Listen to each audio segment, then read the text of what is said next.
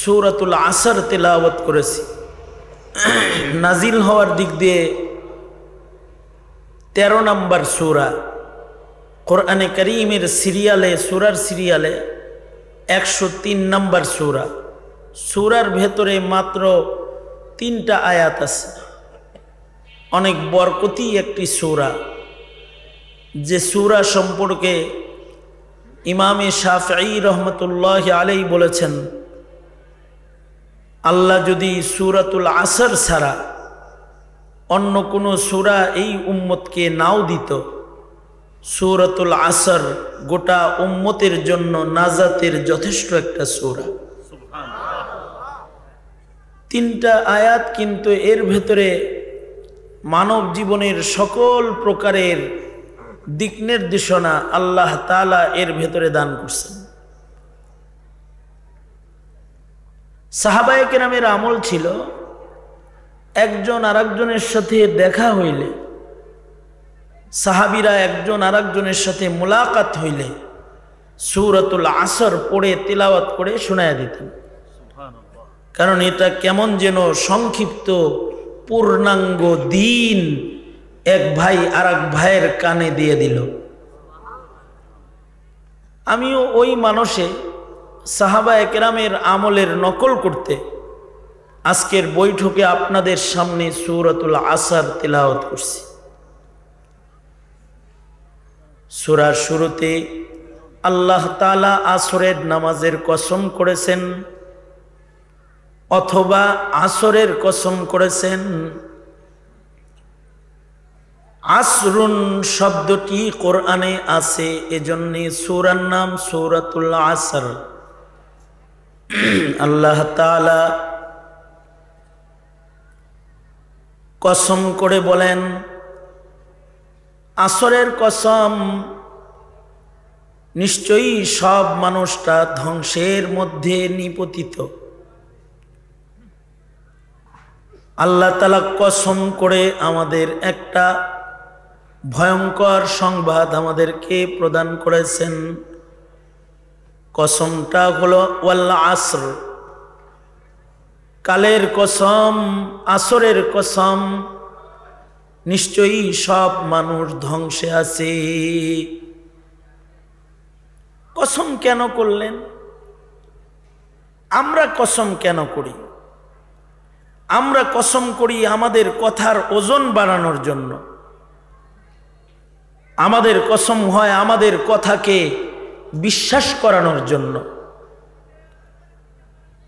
কথাকে বোঝানোর জন্য, বিশ্বাস করার জন্য, মজবুত করার জন্য মানুষ কসম করে কথা বলে।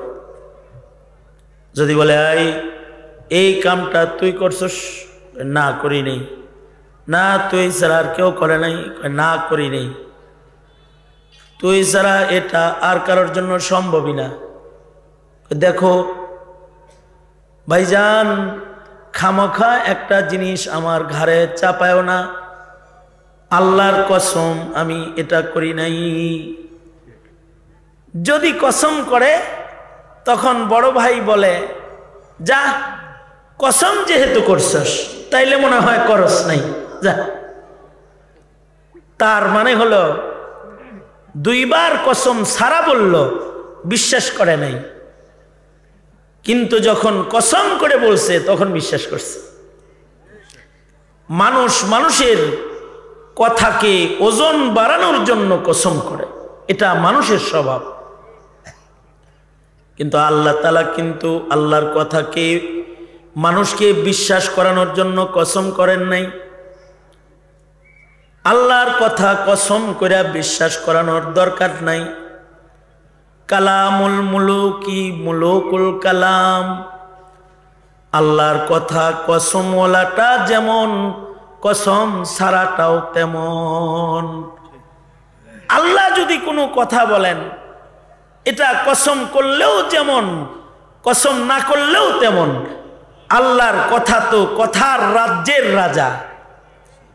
ওমান আসদাকু মিনাল্লাহি কিলা, আর আল্লাহর চাইতে সত্যবাদী আর কে আছে যে তার কথা কসম করে কাউকে বিশ্বাস করাইতে হবে? কসম করে আল্লাহর কথা বিশ্বাস করানোর দরকার নেই। কিন্তু আল্লাহ তাআলা কোরআনে কখনো কখনো কসম করে মানুষকে, কোনো বস্তুর কসম করে ওই বস্তুর দিকে মানুষকে মনোনিবেশ করেছেন। আল্লাহ তাআলা কোনো বিষয়ে কসম করলেন তো মানুষকে বোঝায় আমি এই জিনিসের কসম করলাম, এটা কিন্তু দামি জিনিস, এটা খেয়াল করো। অর্থাৎ মানুষের দৃষ্টি আকর্ষণের জন্য আল্লাহ তাআলা কখনো কখনো বস্তুর কসম করেছেন। অর্থাৎ মানুষকে কসমকৃত বস্তুটার যত্ন নেওয়ার জন্য আল্লাহ তাআলা কসম করে ওই বস্তুটাকে আল্লাহ বান্দার সামনে গুরুত্ব সহকারে পেশ করেছেন। যেমন আল্লাহ তাআলা কসম করলেন আসরের কসম, তার মানে আসর দামি, আসরের দিকে সব মানুষের খেয়াল রাখতে হবে, মুমিনদের এটা মূল্যবান। হইতে পারে আল্লাহ তাআলা আসরের নামাজের কসম করেছেন, যদি আসরের নামাজের কসম করে থাকেন তাহলে আসরের নামাজ যে দামি নামাজ এটা বুঝাইছেন। 5 ওয়াক্ত নামাজের মধ্যে 2টা ওয়াক্ত নামাজ অনেক দাম। নামাজের ভেতরেও সর্দার নামাজ আছে। আল্লাহর বিধান হলো সব জিনিসের মধ্যে সর্দার আছে। ফেরেশতাদের ভেতরে সর্দার ফেরেশতা আছে জিবরাইল, মানুষের ভেতরে সর্দার মানুষ আছে সাইয়্যিদুল মুরসালিন, মুরসালিনদের সর্দার। জমিনের ভেতরে সর্দার জমিন আছে মক্কা মুকাররমার কাবা ঘরের আশপাশের জমিন, হুদুদে হারাম কাবা ঘরের আঙিনার জমিনের নাম। এ জমিনে কোনো আমল করলে 1,00,000 গুণ সওয়াব হয়, সর্দার জমিন। মসজিদুল আকসা এর আশপাশের জমিন সর্দার জমিন।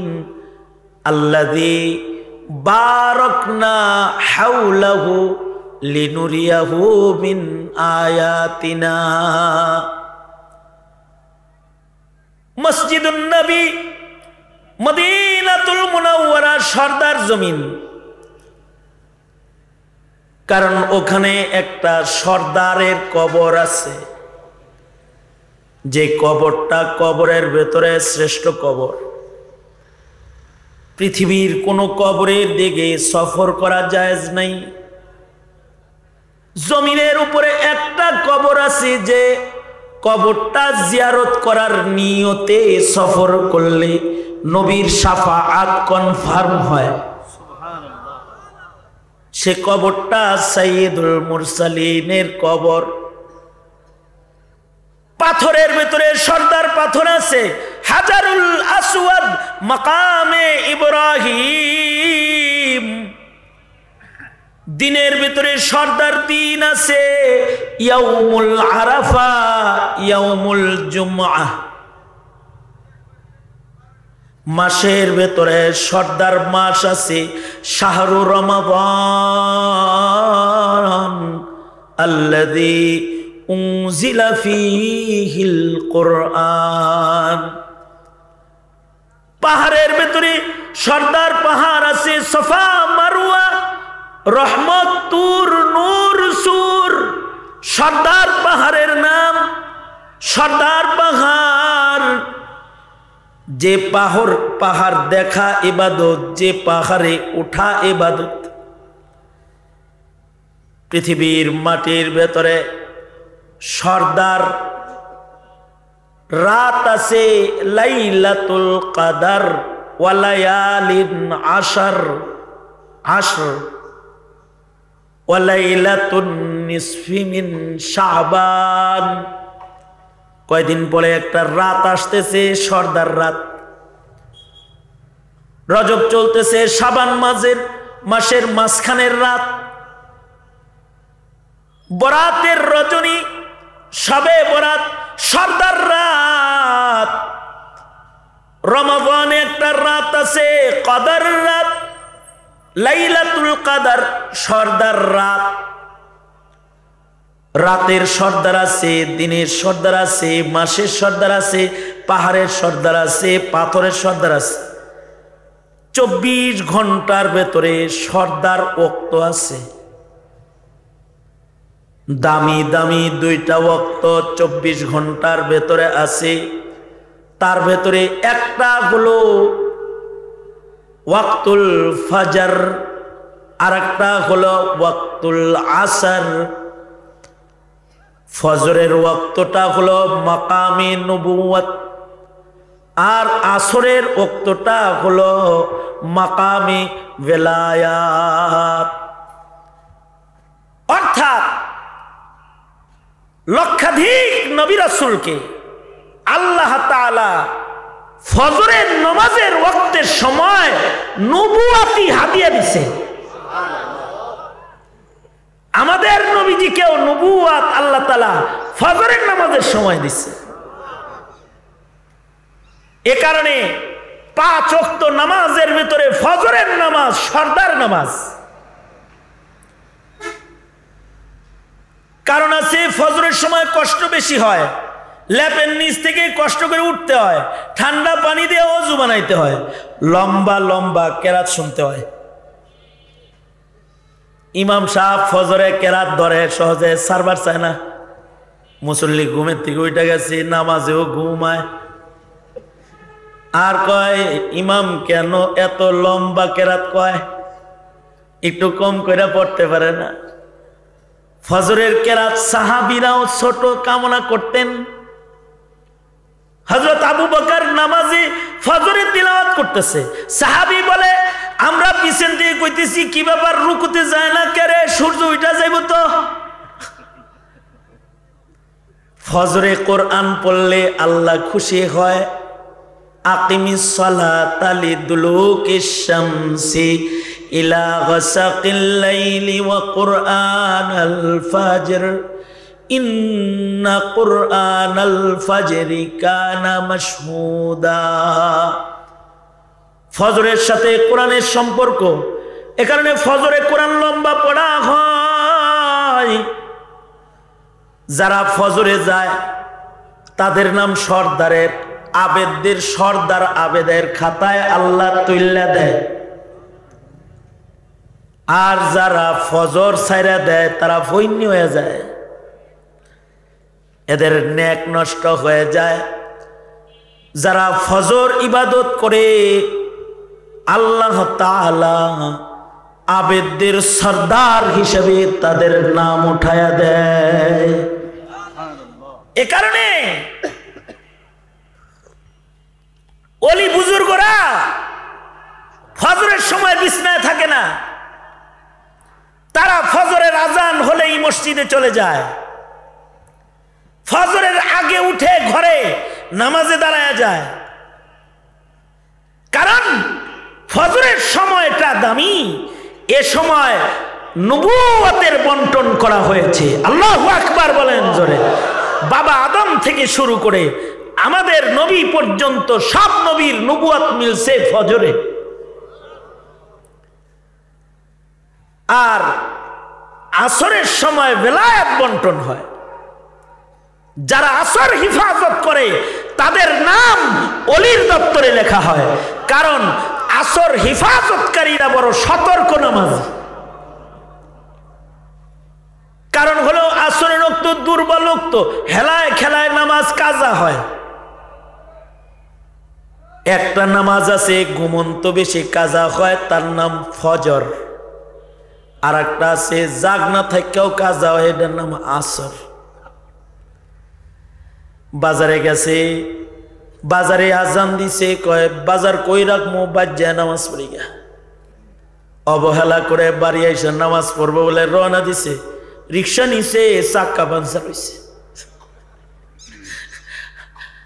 বাড়ি পৌঁছতে পৌঁছতে আর এক রিক্সা ভাড়া করে পৌঁছতে পৌঁছতে আসর গেছে। বাস স্ট্যান্ডে নামছে, এখানে আজান দিছে। মাদ্রাসায় ঢুকে আসর পড়লে আসর হিফাজত হয়। চিন্তা করলো 5 মিনিট লাগবো বাসায় যাইতে, বাসায় যায় হাত মুখ ধুয়ে পড়ি। বাসায় গেছে, দরজা খুলছে, কিন্তু দরজা খুলছে হের বাচ্চা ছোট, হের নজর বোর দিকে, বাচ্চার মাথা তো ছোট। এটা দরজা খুলছে, বাচ্চারে দেখে নাই, দিছে ধাক্কা, কপালে বাড়ি লাগা কপাল ফাটছে।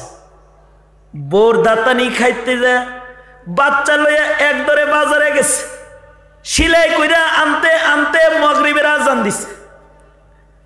হেলায় খেলায় আসর কাজা হয়ে যায়। সামান্য অবহেলা করলে মাগরিব হয়ে যায়। এ কারণে আল্লাহ বলেন, হাফিজু আলাস সালাওয়াত ওয়াস সালাতিল বুসতা। নামাজ ছাড়া ওলি হওয়া যায় না, নামাজের হিফাজত কইরা ওলি হও, আর বিশেষভাবে আসর হিফাজতকারী নামাজি হও। খাজা কুতবুদ্দিন বখতিয়ার কাকি রহমাতুল্লাহ আলাইহি উনি ইচ্ছা করলেন যে ওনার জানাজাটা ওলিয়ে পড়াক। তো ওলি যে জানাজা পড়াইব, ওলি কে বাছাই করবো কেমনে ওলি? এখন ওলি বাছাই করতে গিয়ে উনি বললেন, আমি মরে গেলে আমার লাশ যখন সবাই আসবে তখন বলবা যে এই লাশের জানাজা পড়াইতে 3 গুণ লাগবে। 1 গুণ চোখের গুণা জীবনে করে নাই, পরনারী দেখা। 2 নাম্বার তাকবীরে উলার নামাজ জীবনে ছাড়ে নাই। 4 নাম্বার 4টা গুণ লাগবে। 3 নাম্বার যার তাহাজ্জুদ কাজা নাই। 4 নাম্বার যার আসর তো কাজা নাই, যার বালেগ হওয়ার পর থেকে আমার জানাজা পর্যন্ত আসরের পূর্বের সুন্নত যার কাজা নাই, সে আমার জানাজা পড়াবে। সবাই তো মনে করছে কেউ জানাজা পড়াইব না, বিনা জানাজায় কবর হইব। এটা এরকম শর্ত পুরা করেন না, মানুষ পাওয়া যায় না। ঘোষণা হয়ে গেল, কেউ আওয়াজ করে না, আসলে জানাজা পড়ানোর কেউ নাই। কিন্তু তৎকালীন সময়ের দিল্লির সুলতান ছিলেন শামসুদ্দিন আলতামাস রহমাতুল্লাহ আলাইহি। তিনি আস্তে করে সামনে বাইরা কাফন সরায়া বলে, আমার গোপন ইবাদত ফাঁস করার কারণ কি? যেহেতু আমার ইবাদত ফাঁসি করছেন, হাসরে যদি আমি রিয়ার কারণে ধরা খায়া যাই, আমাকে সারা কিন্তু জান্নাতে যায় না।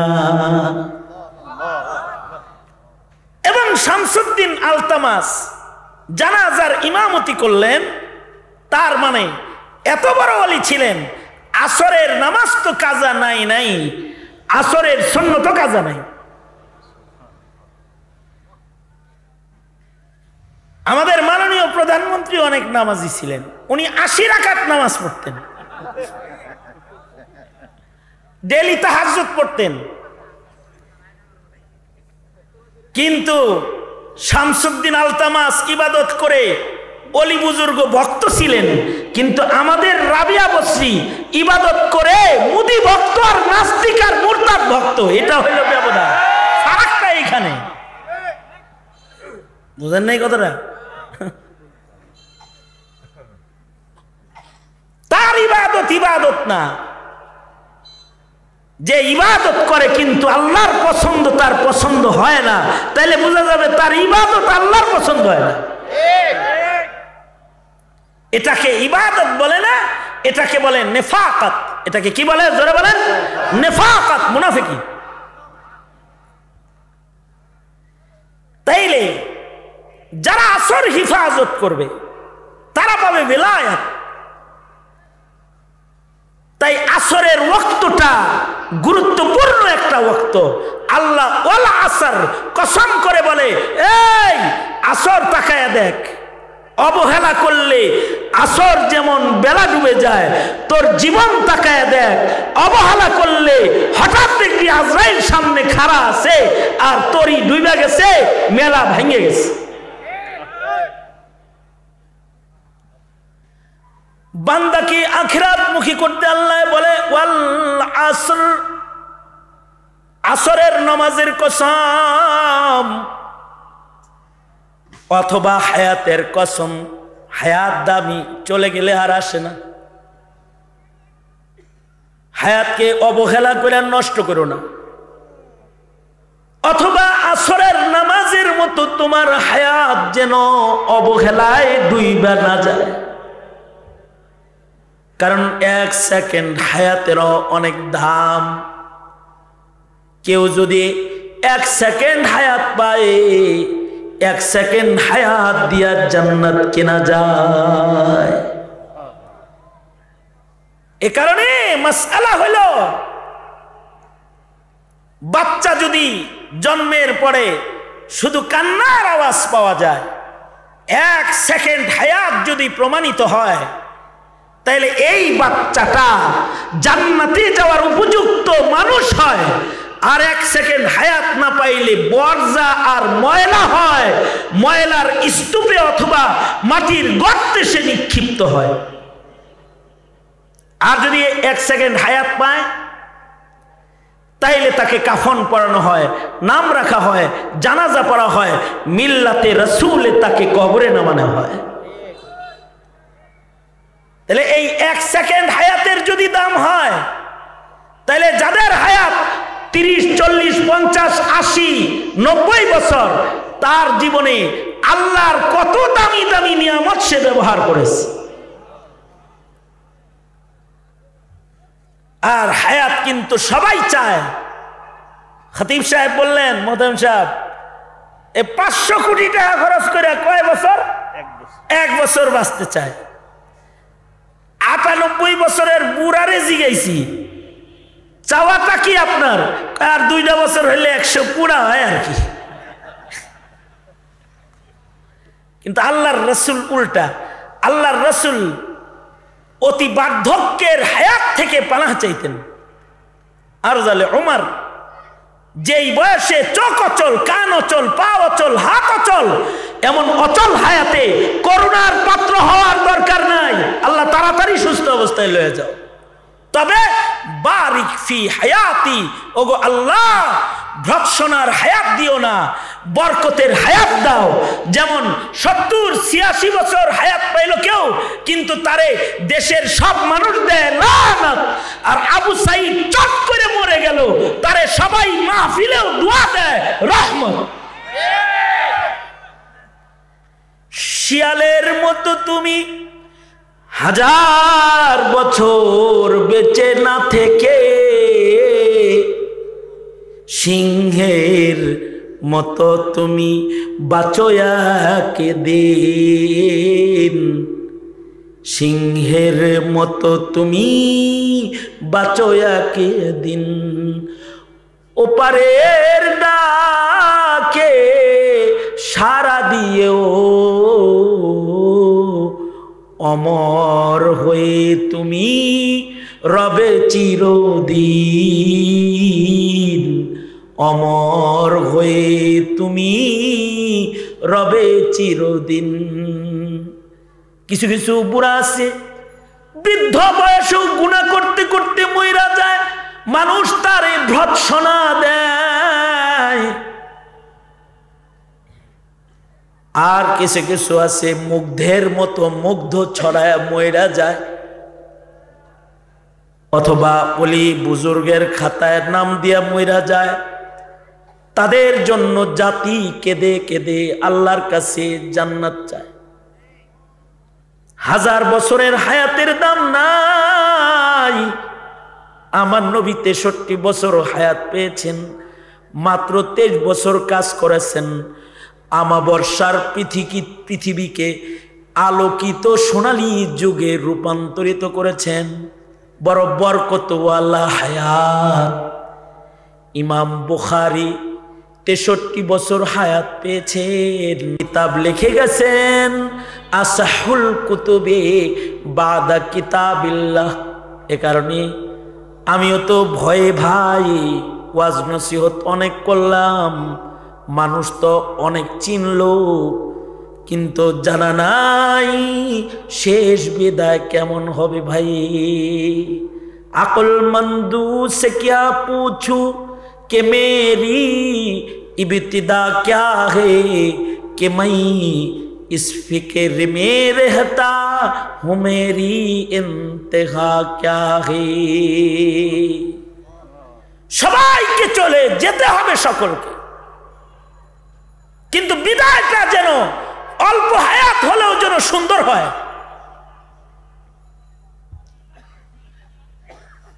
আমার কাছে এক যুবক এসে বলে, হুজুর আপনার হাত দেন, এই দেখেন গুলি, এই যে গুলি, এই যে গুলি, এই দেখেন কাটা দাগ পায়, চাইনিজ কোরালের কোফের দাগ। কয় হুজুর 10 বছর ঘরের বাইরে আসি নাই, পালায়া ছিলাম 10 বছর বিদেশে, 10 বছর পরে বাইরেছি। আমারে যদি হাসিনা দলের লোকেরা পাইতো আমরা মাইরা লাইতো। আমি বললাম খুব অত্যাচার জীবনে আপনিও করছেন তাইলে। আর কথা কয় না, না দলের জন্য কি না করলাম জানি না, দল এখন আমার কদর করবে কিনা। দলের জন্য কি করছেন?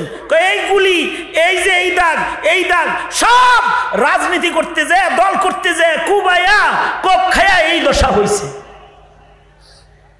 আমি বললাম কোপ খাইছেন তো 10 বছর আগে, 10 বছর ছিলেন পলায়া, আর এর আগের 25 বছর গেছে কুবায়া, এখন ছিলেন পলায়া, এখন বাইরে আইছেন।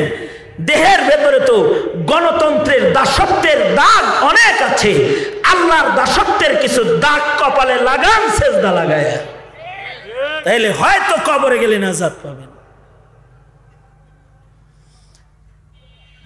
এ কারণে ভাই দোস্ত বুজুর্গ, এই পৃথিবীতে কেউ স্থায়ী না, সবাই মৃত্যুর দিকে যাইতেছে। কিন্তু যারা ঈমান, আমল, সত্য পথের পথিক ও ধৈর্যের জিন্দেগি নিয়ে যারা চলতে পারবে দুনিয়াতে, তারা মরণের মাধ্যমে তাদের কোনো ক্ষতি হবে না, মরণের মাধ্যমে তারা আল্লাহর জান্নাতের চিরস্থায়ী হায়াতের বাউন্ডারির ভেতরে চলে যাবে। সুতরাং নামাজ পড়বেন ইনশাআল্লাহ, বলেন জোরে বলেন ইনশাআল্লাহ।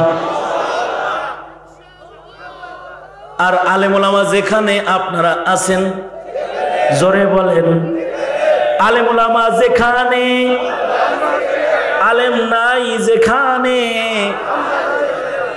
যে তবলিগে আলেম ওলামা নাই ওই তবলিগে আমরা নাই, যে ইস্তেমায় আলেমরা নাই ওই ইস্তেমায় আমরা নাই, যেই খানকায় আলেম নাই ওই খানকায় আমরা নাই। ঠিক কিনা? জোরে আওয়াজ করে বলেন। সুতরাং মাদ্রাসায় আলেম ওলামা আছে, আমরাও মাদ্রাসার সাথে আছি, মনে থাকবে তো ইনশাআল্লাহ। আল্লাহ সবাইকে কবুল মঞ্জুর করেন, আমিন। এই কয়েকটা কথা বৈশা সূরা আসার সামনে রেখে বললাম, যা বলছি আল্লাহ আমল করার তৌফিক দান করেন, আমিন।